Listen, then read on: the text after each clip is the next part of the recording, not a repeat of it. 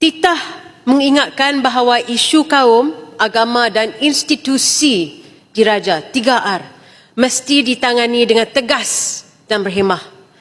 3R telah menjadi mata wang politik yang paling murah. Apabila dasar gagal, ada yang memilih untuk membakar ketakutan. Mereka mencipta ancaman daripada perbezaan. Mereka menjerit pertahanan daripada ketidakamanan sendiri. Dan siapa yang menanggung akibatnya? Rakyat biasa yang hanya mahu hidup, bekerja dan juga membesarkan anak-anak mereka dengan aman. Sebagai seorang wanita Melayu Islam, saya menyatakan dengan tegas, agama tidak perlu pengawal politik. Islam tidak rapuh. Identiti Melayu tidak lemah. Dan ia tidak memerlukan kebencian ataupun musuh rekaan untuk terus hidup.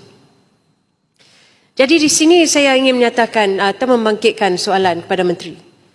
Pertama, bagaimanakah kerajaan akan memastikan undang-undang berkaitan 3R tidak dikuatkuasakan secara terpilih ataupun bersifat politik?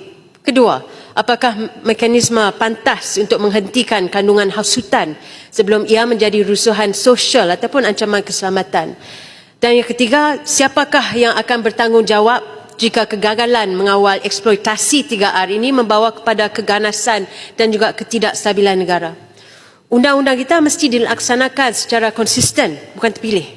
Tidak boleh menghukum satu pihak ataupun membiarkan pihak lain hanya kerana mereka lebih lantang ataupun berselindung di sebalik simbol kesucian.